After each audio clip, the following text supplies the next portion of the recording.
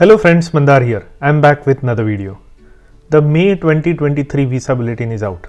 I'm not sure if we should take a look at it, but after looking at a couple of things, I thought let me give you a perspective because there are some upcoming things that USCIS has noted in their visa bulletin and it's important to take a look at that. So watch this video until the end and let's get started.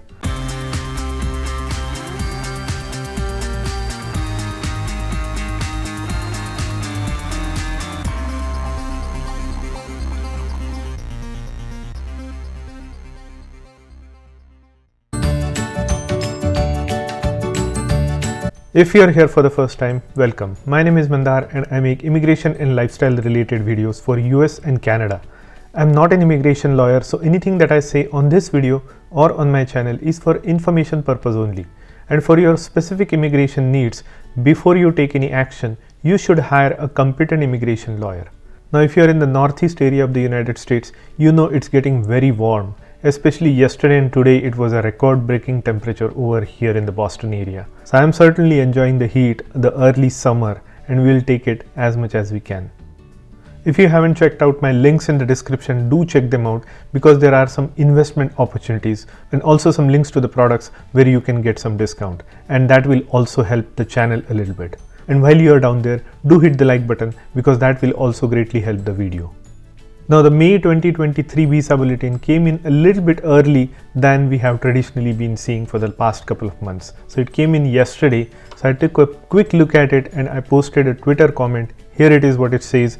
USA is the land of opportunity, but the May 2023 visa bulletin says otherwise. So what can we expect? F1 and F3 have finally started moving forward. EB2 and EB3, rest of the world has retrogression. Although no changes for now, EB1 and EB2, which remains the same, India may further retrogress in final action chart. So let's look at the side-by-side comparison of April visa bulletin with May visa bulletin. And as a reminder, this May visa bulletin will take into effect on 1st of May. So no dates have changed for new people to apply, but if there were date changes, you would have started your preparation for filing of 485 now so that you could submit your application on 1st of May. But unfortunately, that might not be the case in this visa bulletin. So let's take a look. On the left, I have April 2023 visa bulletin, and on the right, I have May 2023 visa bulletin, which is the latest one. So let's take a look at the family sponsored preference category first. So F1, as you can see, has stayed the same for all chargeability, China, India, Mexico and Philippines. F2A has also stayed the same. I think in the final action chart the dates are almost the same. So F2A hasn't changed either. 8th of September 2020 for all chargeability, China and India, and for Mexico and Philippines it stays at 1st of November 2018 and Philippines at 8th of September 2020. F2B again same across the board. I'm not seeing any change whatsoever. F3 is also the same, except for all chargeability it has progressed from 22nd of November 2008 to 8th of December 2008, and that is for all chargeability, China and India. For Mexico and Philippines the date remains the same, and F4 we have the dates progressed again for all chargeability and China, but not for India, Mexico or Philippines. Now this is a change we are seeing after a long time in family based category because these dates were stuck for a long time. Now they are gradually starting to move a little bit, and I think the reason is the consulates. Now they are giving out the appointments for a lot of people who were stuck in the backlog for several years now due to the pandemic. Finally, they are getting their appointments, letters from the consulates, and getting these visas processed. So remember, lots of these family-based petitions are processed at the consulates abroad, and very few are processed within the country. Well, within the country there are the processings for family-based such as marriage-based green card that really don't have a cap limit. So here we are only talking about the cap subject petitions which are typically at the consulate. So good news for family-based section. Although it's a very small move, it's in the right direction and we can gradually expect to see this speed up a little bit. But knowing that there is a huge backlog in the family-based section, almost about 1 million files that are in the backlog, to clear this backlog it's going to take a long time. So I expect to see the steady progression in these dates in the upcoming months, especially in the final action chart. Now let's look at the filing date chart for the family based category. Now again, in the family based category, in the filing chart, we are seeing some progression. So for example, F1 for all chargeability has moved from 8th of August 2016 to 1st of January 2017. Same for China and India. For Mexico and Philippines, it remains same, because in the family based category, Mexico and Philippines occupy the largest number of demand than any other nation. So that's why they are on this chart to begin with. Now F2A, luckily it's still current, it has not changed, which means that there are visa numbers available immediately for you to apply for 485. So if you fall in the F2A category, you are in the luck. Please get your application in. Although there is a retrogression in the final action chart, you at least can get your EAD and get your process started. Now F2B category in the filing date chart is exactly the same as previous month. F3 category has moved slightly. So for example, all chargeability has moved from 8th of November 2009 to 8th of February 2010. Same for China and India. Mexico and Philippines remain the same, unfortunately. For F4 category, again, the dates have changed. For all chargeability China and India, they have moved from 15th of December 2007 to 1st of February 2008 for all chargeability in China, and for India they have moved from 22nd of February 2006, and for India, Mexico and Philippines, the dates remain unchanged for F4 category. So all in all, we will see a steady progression of dates in these charts for family based category throughout the year. The reason is consulates are picking up speed to clear these backlog, but it still has a very long way to go. Now let's turn our attention to final action date chart for employment based category. Now here you can see that nothing much has changed for EB1, EB2 and EB3 except for all chargeability. So let's look at EB1. EB1 all chargeability still remains current. China and India dates still remain at 1st of February 2022, and Mexico and Philippines remains current. So no change in the final action date chart for EB1, India or China, unfortunately, in this visa bulletin, which was kind of expected. Let's look at EB2, and here is a little bit of a bad news again for ROW, which is rest of the world, which is all chargeability. The dates have retrogressed even further. 2 months back, the dates retrogressed to 1st of July 2022. Now they have moved back even further to 15th of February 2022. This is not again a good news. It is what it indicates. It's all of a sudden there is a jump in the demand for EB2 category of visa for all chargeability for rest of the world. In my opinion, these are the applicants who are coming from nurses and those sort of things where there is a higher demand in terms of medical and healthcare sector. Those people were pending since the pandemic. Now they got a chance to apply, and they are occupying many of these visas. So that's why the demand in rest of the world category for EB2 has risen a little bit, and we are seeing backlog, which means it's bad news for the backlog countries, obviously India and China.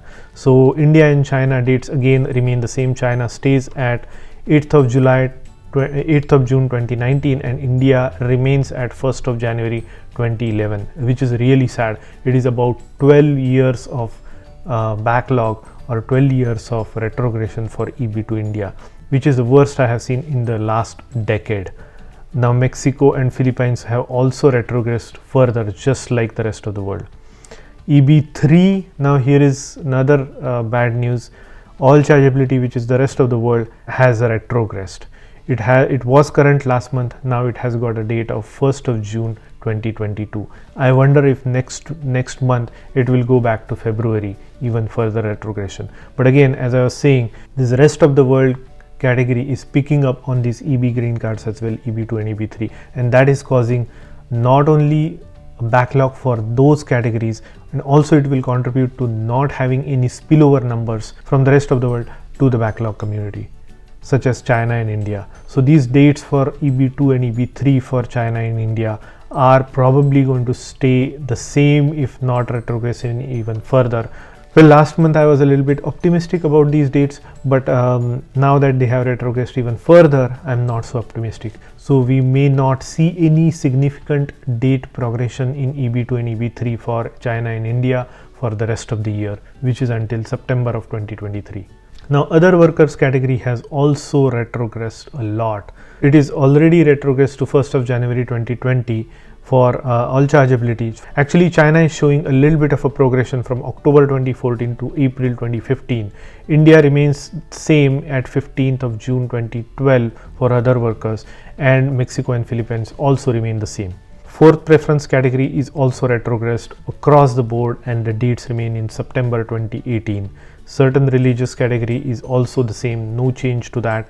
So this chart, except for the all chargeability for second preference and third preference, the remainder of the chart almost remains the same. It is like a copy paste from the previous month's visa bulletin.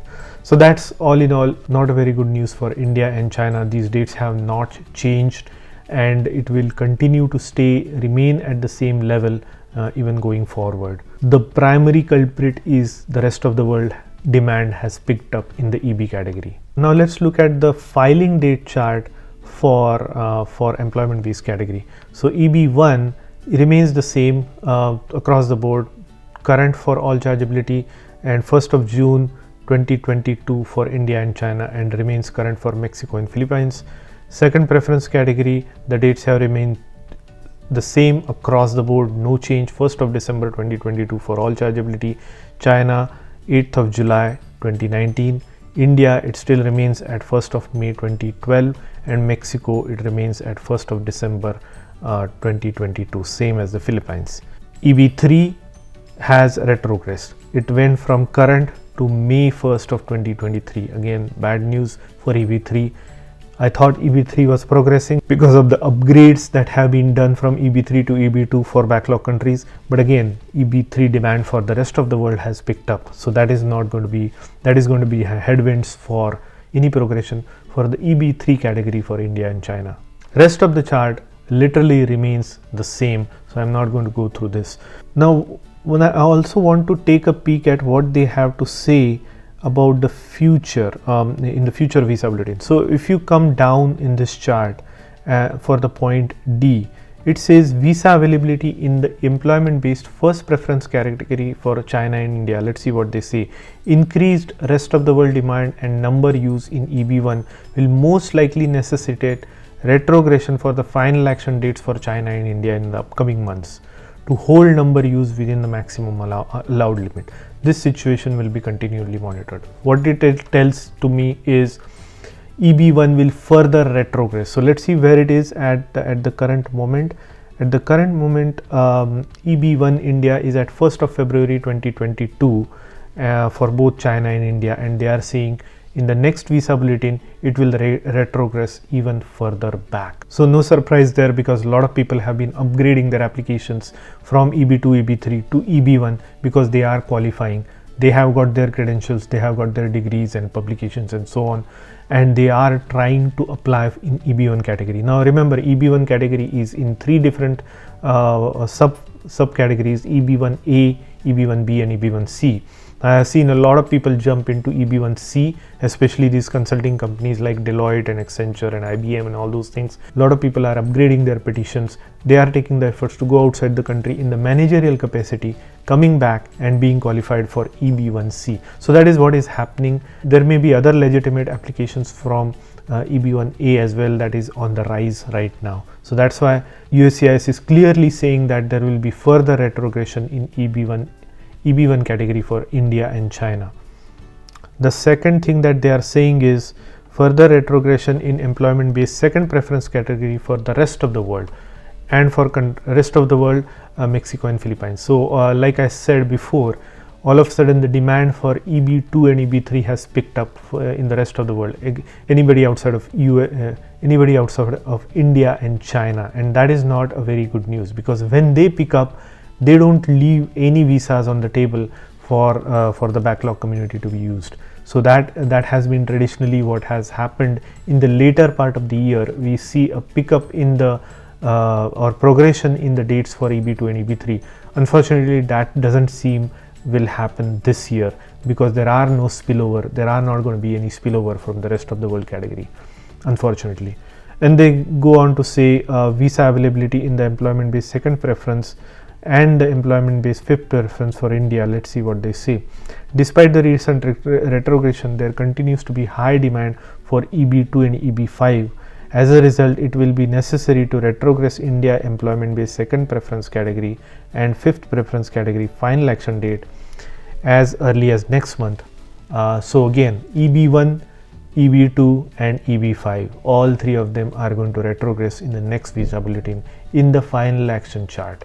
So what it means, it will be a longer wait for people who have already applied to get their green cards. It also goes on to say employment based third preference category for the rest of the world, Mexico and Philippines will also retrogress.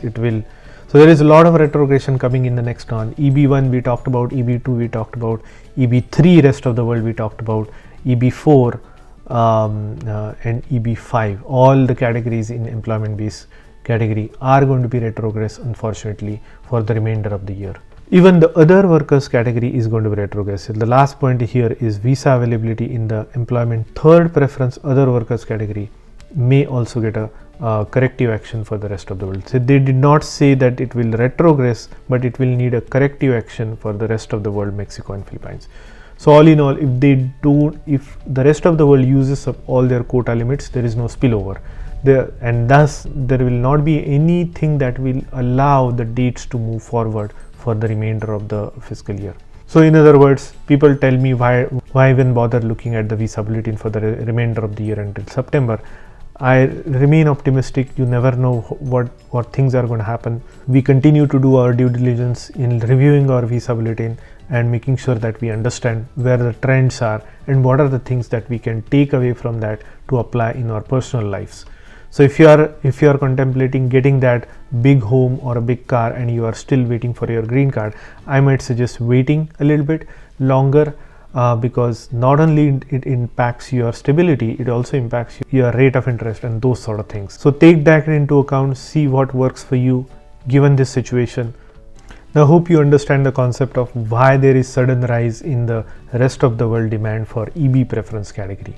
So I know for sure that some of you are interested in stock trading, day trading, buying cryptocurrencies. I want to present you Webull. Webull is a trading platform. It allows you to buy stock, it allows you to buy options, do options trading, and also it allows you to buy cryptocurrency. It can be done on the computer or on the mobile app. Now, if you use my link, which is on the screen and also in the description, you will get some free stocks.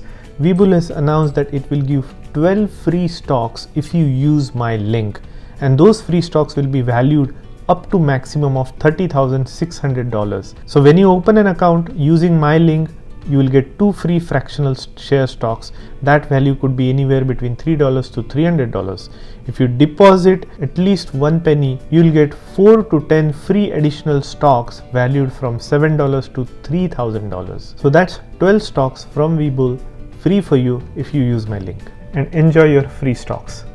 As I'll repeat, there is a lot of demand in the medical sector, especially in the nursing and in terms of a healthcare industry, where people were waiting to come for a long time, and now all of a sudden those floodgates have opened up, and this rest of the world category is getting filled up with these visas, and that will leave no visa numbers. There will be no spillovers from the rest of the world into the backlog countries. Now again, a lot of people also keep asking me what happened to those 55 to 60,000 visa numbers that were spilled over at the beginning of the year from the family based category.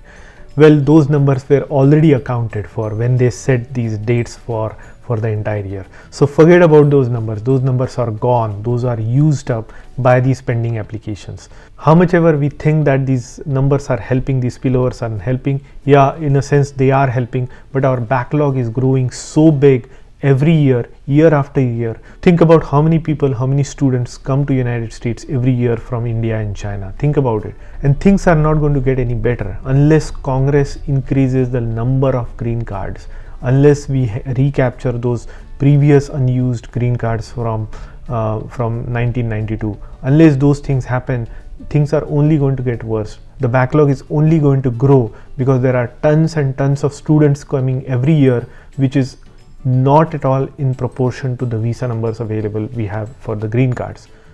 There is no news on this backlog reduction act that I mentioned a couple of weeks back.